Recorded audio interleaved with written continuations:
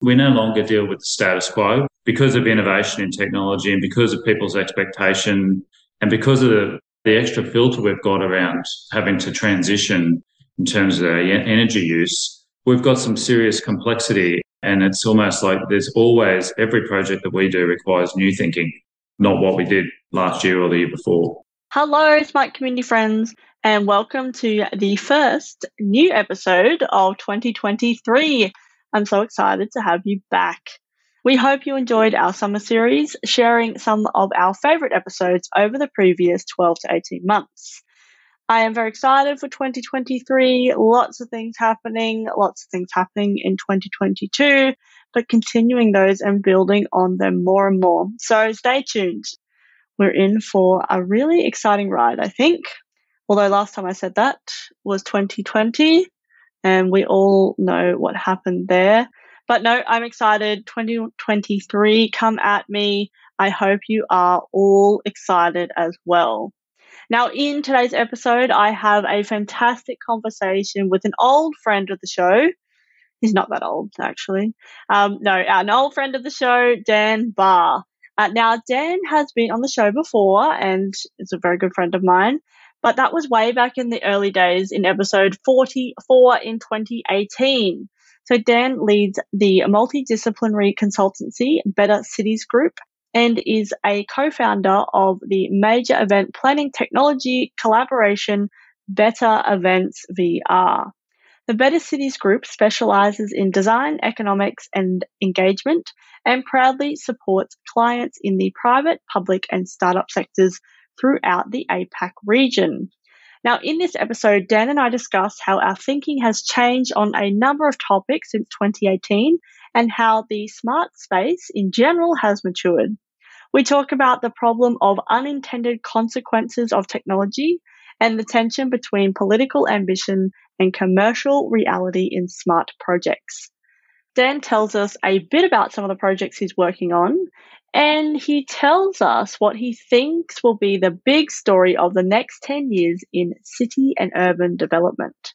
We discuss why we need to get the hierarchy right between people and cars when designing our cities, and the importance of both qualitative and quantitative data, what I like to call the numbers and the stories. We finish our chat talking about the emerging trend of geopolitical factors in the smart space. As always, we hope you enjoy listening to this episode as much as we enjoyed making it. Welcome to the smart community, smart regions, smart towns, and smart cities. It's where we live, work, and play. With smart communities, the future starts today. Big data, smart mobility, emerging trends galore. The Smart Community Podcast is what you're looking for. Hello, Dan. How are you today? Good. I'm excellent, Zoe. Thanks for having me. Yeah, I'm really excited to have you back on. Now, for our long-term fans, we spoke last in 2018, episode 44. We're over 300 now, so that's a bit wild. So lots has happened since then. So before we get into that, tell us who you are, your background, and what you're passionate about. Okay, thanks. So, yes, a lot has happened. My name's Dan Barr. I run a consultancy called Better Cities Group. At the time that we spoke in 2018, we were just starting the consultancy, and so now we're nearly 5 years down the track. My background is public health, urban design, previously having worked for state government, local government, and private sector. In 2018, we just finished working on the Commonwealth Games and felt like it was a really good time to start our multi-disciplinary consultancy. In so Better Cities Group, we do design, economics and engagement. And since we last spoke, it's been a really busy 4 years. And hopefully we can talk about that. Yeah, I was just looking at the show notes from the last episode and we hadn't even gone to Japan, because it says Zoe and Dan's hopes for upcoming trip to Japan. So, yeah, we met. Well, we must have met before then, or I must have stalked you or something. No, we met at a I think it was a Smart Cities conference. ASCA conference, maybe Australian Smart Communities Conference, because that's also mentioned in here. Yeah. And then we had a great time in Tokyo. Very informative. Yes, and karaoke. We did karaoke as well. Yes, late into the night. Yeah, no, that trip, wow, I haven't spoken about that. We were just talking about our colleague as well, Emma Hendry, who was on that trip as well, who I will be able to catch up with when I'm in London. But anyway, enough about me. But yes, that was the Future Leaders, Future Cities mission, which was, really, I guess, a catalyst for me to really think more deeply about smart cities and what that actually means to me. And that's, I changed the name of the podcast a few months after we came back, because I was like, it's not, for me, it was about the people. And we know that we can use all this different terminology, but then we were talking about, communities. And I know that that's something that's, that we share, that it's how do we solve these problems for people, and using technology and data to do that. And I know that thinking about urban design and those type of things, like our cities really, or we shape our cities shape us. And what does that actually mean moving forward? But anyway, let's go broad first, then we'll dive into some of the things that you've been up to. What is a smart community to you? Well, it's a really good question. Probably 5 years ago, I would have probably answered it differently. But the last 5 years, we've been working with communities and cities and helping them work through change. Honestly, I would say every project that we do, people are dealing with a different environment. They're dealing with different expectations. They're dealing with population growth. They're dealing with a different economy and changes to the economy. And so for me, it's becoming more and more a smart community is a community where government and the community can work really collaboratively. And it's almost where community has a stronger role in decision-making without slowing things down and things being able to continue to occur, but us being able to make these transitions in how we live, how we're going to work. So for me, that's it. And so the technology is important and it helps us, it facilitates these kinds of discussions. But we think about the pandemic, we think about changes in technology and workforce, which changes in environment. A lot of the projects we're doing we're dealing with flood resilience and all these types of things, urban farming. And so that for me is how do we continue to have strong communities, really strong democratic communities in a time of such rapid change. And I just do not think that any generation has seen the change that we are seeing in not just technology, but in the physical aspects of our world, in the expectations that community has of each other and of government, of how that we live our lives and how we work. And I'm just seeing that at the moment, that's the crux of what we do. And for me, a smart community going forward is one that's able to evolve really quickly whilst retaining the livability that we have in this country and using technology where appropriate to facilitate that. So that for me is, and I probably haven't thought about that question, but that for me is what it is at the moment. No, I think you articulated that quite well. And I like how you said, it's about how we can adapt and move forward, but then also retaining those core values, essentially, of what our community is. And we know that communities shift and change over time, spatially, culturally, all these different things. But it's like, what are those core values for us at the moment with our, the knowledge and the resources and the things that are happening, the environment that's going on, and then how can we really then, but still, I guess, adapt and be resilient to this change as we know things are happening all the time around us. And I also agree, I think like the technology and data piece, and it's important, but it's not the driver, it's the enabler. I know, we probably sound like a broken record on the podcast, but I think the more we can say that, then the more that we can embed that in. And I think if we ignore the technology and data, it will happen to us. That's one of my biggest things. It's like, we can't ignore it. We need to be aware of it. We need to have the specialists in. We need to know what we have available because we know that it's embedded in our lives now. And if we ignore it, it's not going away, right? Yeah. Well, and you're right. Like, and we've talked about this plenty of times, that technology is there to support problems that we have or respond to problems that we have, not the opposite. And yeah, so The tech exists for pretty much everything that we want to do. It's just what and we probably don't use it to its full potential in lots of different ways. But I think over the next 1 year, 2 years, 3 years, we'll see huge advancement in that space. But certainly, tech can't lead the conversation and be looking for a problem to solve. It's the opposite.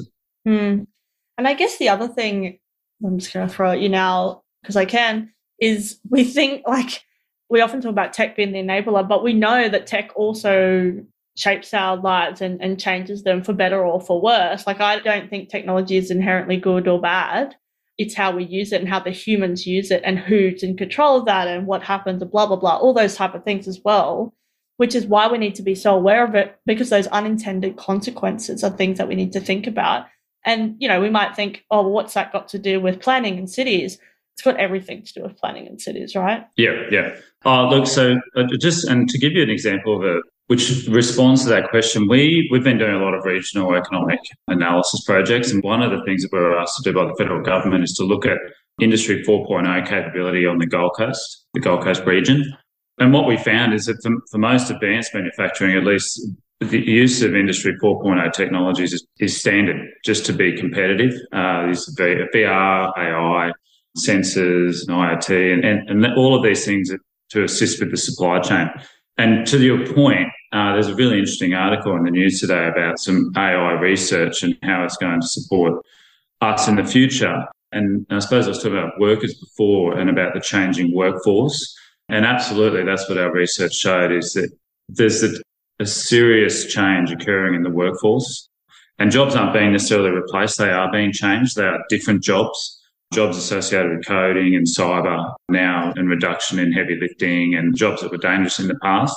But most of the manufacturing companies, and this goes to the use of industrial land and all of that type of thing, which is becoming even more critical for cities as we go forward with, is that most of these places in the manufacturing and supply chain, they're becoming almost considered dark factories where you've got pretty much everything's automated from the time the raw product goes in, comes out, and then it's taken over by an autonomous vehicle and put on a truck. And this is pretty much what we found was to be standard. Yeah, so absolutely, I think, and again, that starts to change where people live, the types of jobs they're going to have, and the types of economies that cities want to have as well. Yeah, I agree. And I think that's a great example. And it got me thinking about that workshop that we were both at the other day, and how there's unintended consequences as well. Obviously, you can already think about jobs and job losses or changes or skill sets, all those type of things as well. But one thing that we were talking about in our little group there was around, the easier you make the supply chain, the longer it can get, which is not necessarily what we want, depending on what the source is, what we're talking about, if we're talking about food at the time. And so there's those things as well. And so there's so many mechanisms, policies, levers that need to be pulled and that can be pulled or not to really get those outcomes that we want. And I think that's where, if we're starting with the outcomes rather than, this is technology is available or this is happening or whatever, then we can kind of backtrack or backcast what we actually want from those supply chains. And supply chains is just an example, but there's so many, the same things happens with cities. There's so many complexities and intricacies that we don't think about on a daily basis. But when we start thinking about those outcomes and how we get there, those things then fall out. And you can't solve all of them, of course, but it's what's those important and priority things that we're talking about. Yeah, and that's an interesting one, because and that's the other part about political ambition versus the commercial realities, and so we're working on a project north of Brisbane, far north of Brisbane, and looking at the opportunity for the site to either use rail or road. So rail's got less environmental impact than road, but road wins out in a commercial argument. So basically, because of the commercial realities of things being able to go from A to B rather than rail, we find that is used because it's cheaper and more efficient, but it has more environmental impact. So that, for me, is where you start to, what are government's ambitions, and the government's reflective of what the community ambitions are. So, yeah, they're the types of things which I find fascinating and that we're going to need to make decisions about more and more as we go forward. Yeah, absolutely. Thanks for sharing that. I think it's really interesting. And also, on the podcast, we talk about so many different aspects, but I think supply chains is something that I haven't talked about for a while, and it's something I want to continue to talk about. But also those, like, really linking those ambitions then with the commercial realities, thinking about both of those as well. And, you can change the commercial viability or whatever through certain levers if the ambition is great enough, right? So there's those type of things as well that we often, like, I guess the general public may not think about when why did, that development go ahead? And it may be because, well, they were really, strong on getting, I don't know, an innovation precinct happening or whatever. So there's so many things behind the scenes that are happening as well. Yeah, that's right. And also I think, obviously the changing nature of commerce. So we've been doing a lot of industrial land strategy around where cities might be placing their industrial lands or employment lands, as they're called. And because what we're finding is a lot of the cities, the industrial land is just becoming far, far too expensive. Yet we're seeing, from consumers' perspective, an increase in e-commerce and an expectation that it's going to get to them as quicker and quicker. And like we were talking about with the Logan, with drones. So. So a lot of the stuff that we're doing is not the industrial land, not necessarily being the dirty industry that we're used to, but also being around distribution, logistics and warehousing.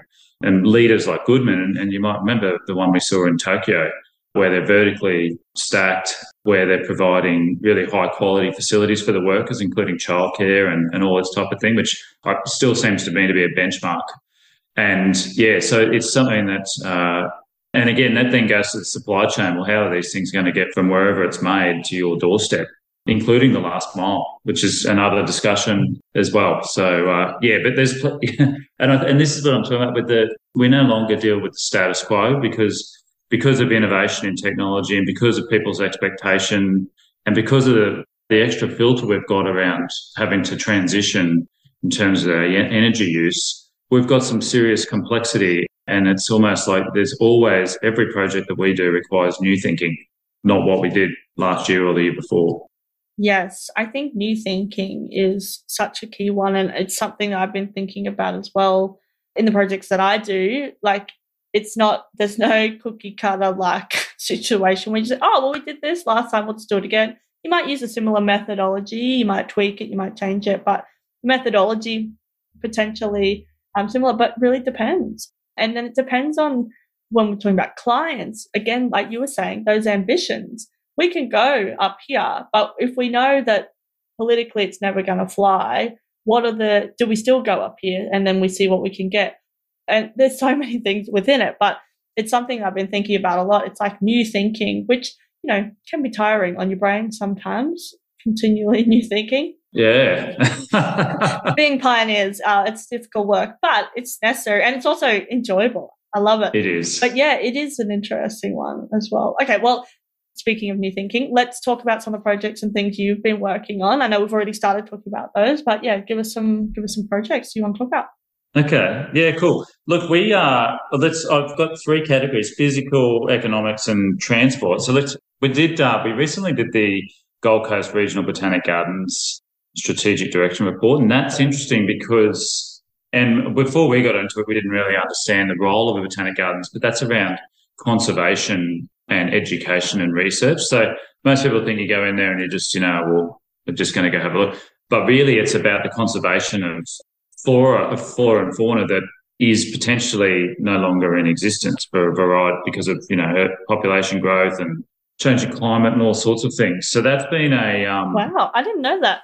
That's amazing. So if you go to Melbourne or Sydney, you'll find there's a herbarium. That's where they grow and retain, and they also catalogue all of these. And the intention is, so if you think of the Sydney and Melbourne and Hobart ones, they date back to European involvement in Australia, and they were used to primarily look at to test and research the types of plants that are going to work and survive, and that's continued to be the case. So that's been an interesting one because I just think, again, it just goes to this idea of transition and change and being able to, and the big thing about that is going to be able to in a changing climate, what types of ecosystems can we continue to support? And then obviously there's all the digital visitor experience that's going to go along with that. In addition to, and this goes to that whole idea about technology and I suppose more traditional methods, is how do you find the nice balance between the experience of being out and about in nature, but also having digital innovation to support that journey and the education and the experience, whether that's augmented reality or VR, whatever it is. So that's been an interesting project. I think definitely everything that we're doing, because we're doing a lot of stuff in southeast Queensland and up to northern New South Wales, is responding to the significant floods that have occurred recently. And we usually are quite dependent on, existing GIS data, Q100s, but they are kind of been thrown out the door because they've just been exceeded. And so in terms of data sets to support new development, they're kind of not there. And so that, that kind of takes a year or so to catch up. So that's a really interesting, I think, for any developers. That for me is going to be the big story of the next 10 years. How do big population growth areas respond to building in floodplains? It's just, we need to talk about new thinking. We need to be super smart and really have deep thinking about how we design our places, how we architecturally respond to these issues. As an example, we're doing a sport and recreation strategy at the same time. And because these places are flood affected, half the year people can't get onto the fields because they're in flood prone areas. So and that's fine, it's always been the case, but how do you protect those assets that sit in those floodplains and they're having to be replaced, once a year, or what is that? And because at the end of the day, we only have finite budgets. So we need to think really deeply, what's the technological solution for that? How do we use? But also, how do we just think really clearly about where we put our urban settlements? So, it's been an ongoing thing for the last 3 years. Yeah, that's an interesting one because, like you said, placement, can we avoid having them in floodplains in the first place? All those type of things as well. And we have finite budget, but we also have finite resources, right? Like how often do you want to be able to, do you want to be doing that if you can avoid it? And again, it's deep thinking, it's big thinking. There's deep technical thinking that's required, but also holistic kind of strategic thinking as well. There's community thinking that needs to be kind of pulled in there too. So really interesting projects, I think. And sometimes we probably it's showing the maturity of this space increasing. Like when we first started in this space thinking about smart cities, we talk about technology and data and all those type of things, but actually it's just about embedding that type of thinking in the things that we need to do, regardless of whether smart cities, that term, continued to exist or not.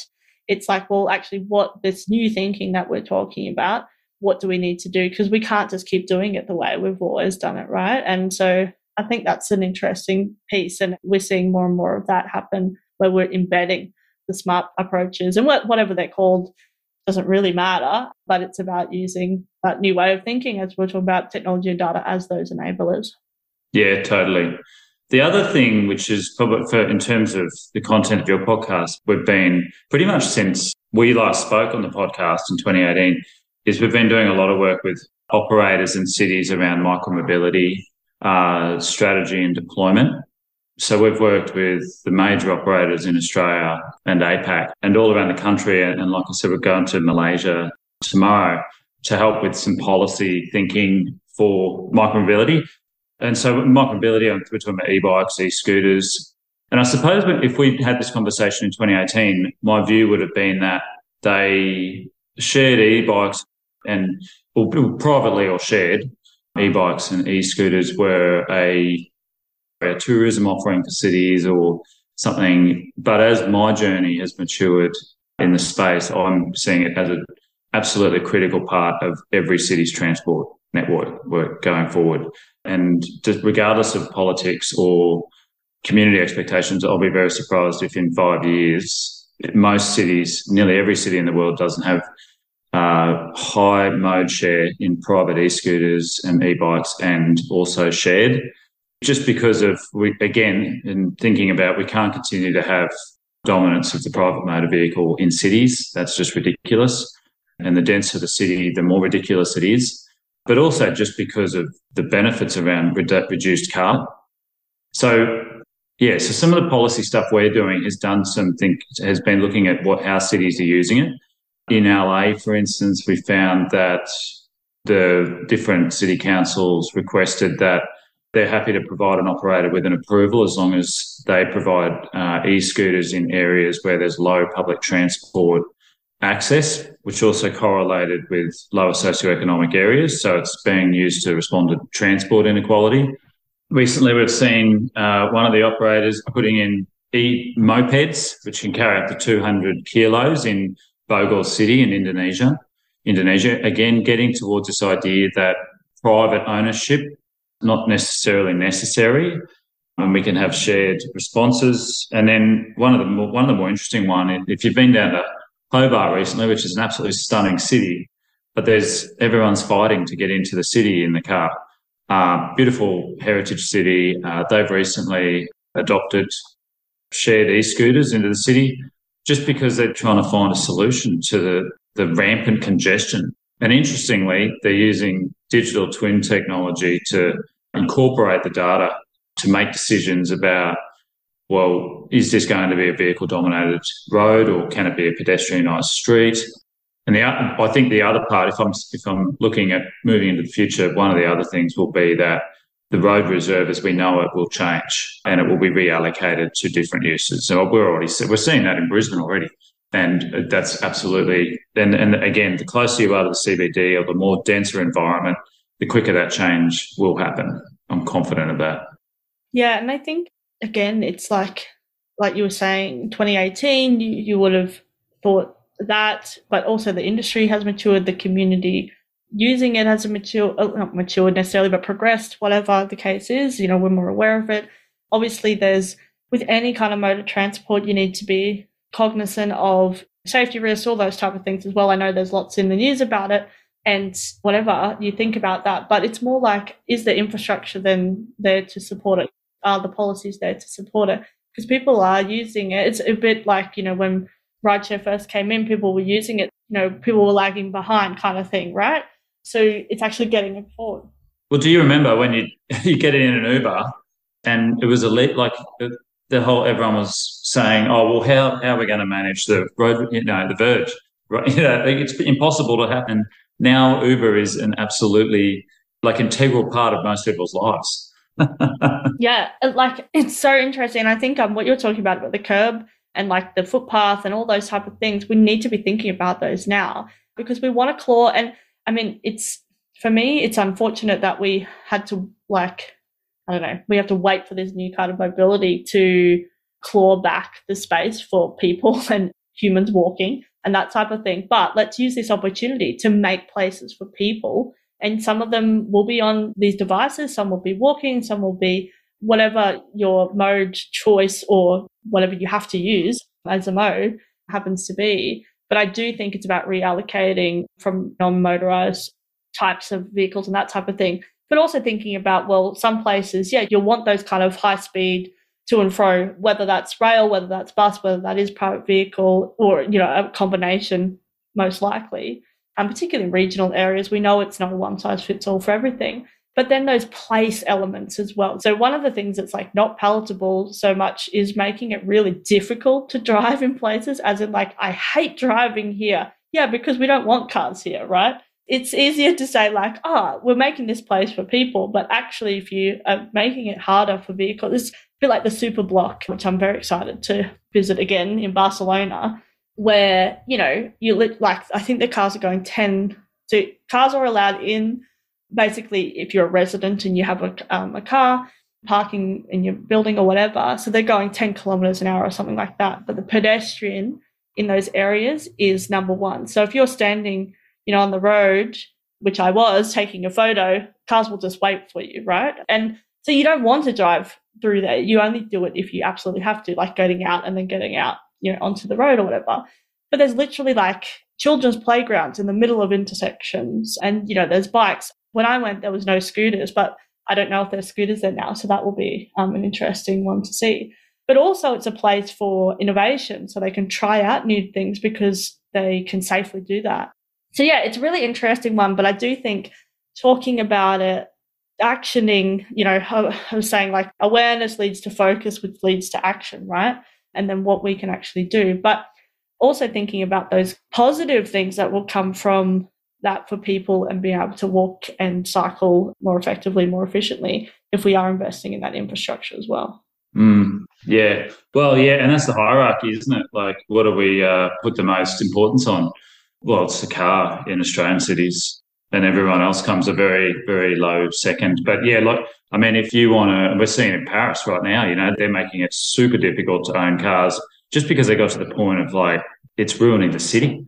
So, you'd hope that you don't need to get to that point to put someone in a huge metal vehicle over the top of a family that's walking through the street in terms of who's got right of way. I really struggle with, especially in city centres, I just struggle with the idea that I just think obviously we've got the hierarchy wrong in my perspective. And when you talk about place, there's no better way of responding to place than putting cars down the bottom and people up the top. But yeah, anyway. But yeah, no, totally. And I think it's having those conversations, right? And as an engineer, getting the engineers to think that way as well is something that's really, that's moving in that, definitely moving in that direction in the work. And the people that I know people doing great work in this space, they just bring it up in conversation. Sometimes that's all it takes to then actually be considered. And policy, obviously, because you need that to then, okay, we're pointing to this policy to say, oh, no, well, we have to do this unless there's a good reason not to, not the other way around. But yeah, and again, like all these things come into technology and data and as enablers to help us to do things better. I mean, data in particular for this case, like how can we use different sources to actually build evidence to say this is the way that we're going, or that we are improving people's lives, like health, all these things that we want to measure success on.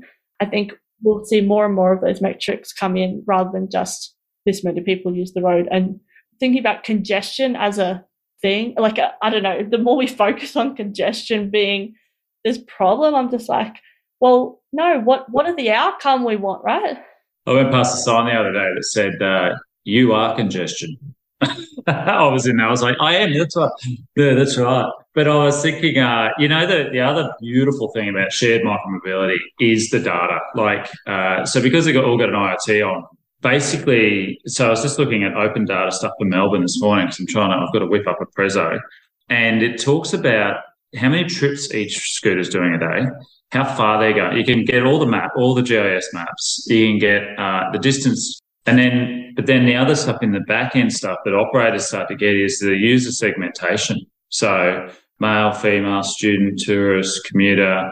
And so they're really starting to see this, like a depth of data that no other transport mode can give you. It is absolutely incredible. And that's why, I'm absolutely convinced that Brisbane and Melbourne are going to continue to invest heavily in active travel infrastructure, because they know that pretty much every time that they continue to make it easier, they're taking another car off the road. You know what I mean? And the data supports it. So you can continue to spend millions and millions and millions of dollars on these activities because the data shows that every time you spend more on it, or the more you reallocate road reserve, you're going to increase the use. So everyone's happy, the ratepayer's happy. Yeah, so the data's awesome, shared micromobility, and we'll just get better. Yeah, I think usage is a key one. And we're talking about this. There's obviously like those privacy and security things that we need to really consider, but they need to be baked in from the very beginning in terms of like individuals' trips and that type of thing. Like I like to mention that because it's not like we've forgotten about that, of course. But also gender disaggregated data is so important because we know that people move differently based on their gender identity. And we need to consider that because otherwise we continue to increase that divide more and more. So there's the gender, but then also like you were earlier talking about the socioeconomic, the equality, right? And yeah, when you look at that data as well, so then we can start to look at those unintended consequences of the policy decisions we're making, or the intended consequences in a positive sense as well. And so then we can start to make better decisions. And I think sometimes we get scared of, well, what if we know that we've done this or that or the other? but then we can make better decisions, more informed decisions. And I think that's really key. And that's easier said than done, of course. And we're always thinking about that and how we can improve that. So, yeah, it's an interesting one for sure. Yeah, I mean, more data is great. And also gut feels good as well to support it. I think you need the, what I call like the numbers and the stories, right? Like the qualitative and the quantitative. But you're right, all the engagement that we do, we always build it in two ways. We want qualitative data sets and quantitative. So, we want to be able to develop a graph that looks fantastic and identifies, this many people said it. But we also want the stories. We want the attachment. We want to understand the relationships and the history of things that have happened, which you can't get in quantitative data sets. But we need both to be able to tell the story to government about why they should invest in certain projects and why it's important to the community that they go in one direction rather than another. So, yeah, again, that goes to that idea we started with, like in terms of technology is fantastic, but it's one part of the story. And it's got to be, I think, and that's probably us, is that we're always looking to couple the technology with the traditional methods and the human-centred kind of approach to, at the end of the day, the reason we're doing all this is to create better cities. Trademark, sorry. I believe you used that trademark when we were in Japan as well. I remember specifically walking down the street being smart cities, no, should be better cities. Yeah, better cities, that's right. Now, I'm looking at the time. We do need to wrap up. So we've had some great conversation on the podcast already. So let's talk about the future now. What are the emerging trends that people aren't talking about enough? Well, look, that's a great question. I think some of the geopolitical stuff that's going on is something that we as a country and as cities are going to need to think about, and that will be something I think over the next, and again, in our generation, it's probably not something that's necessarily been a massive issue, and certainly over the last couple of years is something that will, I think over the next few years will be something that affects our cities and the way we live, and technology will be a big part of that, cybersecurity. So my view would be that will be something that we haven't talked about for the last 3 years, but we'll definitely be talking about for the next 3. Yeah, and I think that goes into something I've been toying with as well, or just, talking about on the podcast. It's like that, and we often talk about this, smart cities over here, but it's actually that embedding of what we're talking about. But it's not separate to our whole big lives, right? Like it's affected by it both ways. What we do with technology affects our lives. What's happening in the world affects our lives, which affects the technology that's being created or being available, how we're using it, and all those type of things as well. And I often think that like the history of technology, and it's my new little pet project, the history of technology then can inform that kind of future as well, but also thinking about how they all work together. And then that thinking about what we have available now, we can't really even fathom what we'll have available in the future as well. But anyway, some things thinking like that, but what's happening in our world will shape that as well. So I think that's a great one to bring up as well. Yeah. Well, Dan, it's been so great to have you on the podcast today.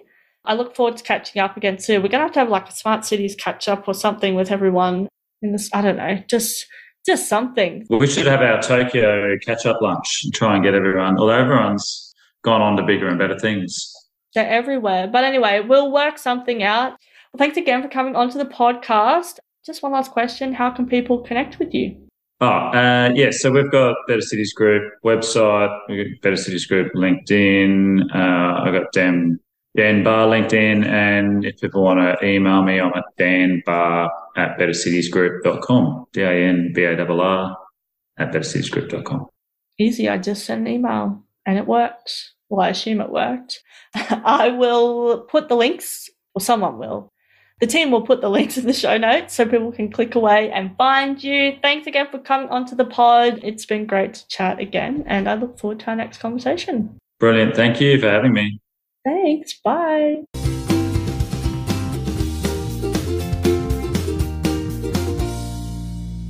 The Smart Community Podcast is brought to you by My Smart Community. If you're looking for support in podcast strategy and production, workshop design and facilitation, or communication and media advisory, get in touch. Email hello@mysmart.community or head to www.mysmart.community. Thanks so much for listening to the Smart Community Podcast. Show notes for this episode and all other episodes are available on our website, mysmart.community/podcast.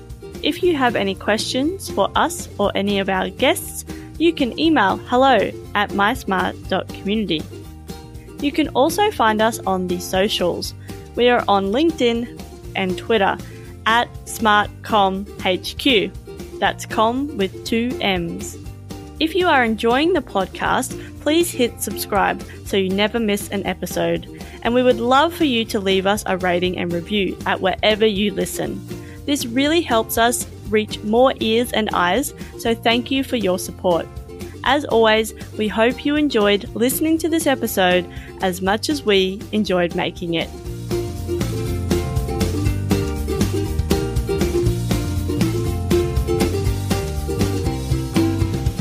The Smart Community Podcast is what you're looking for.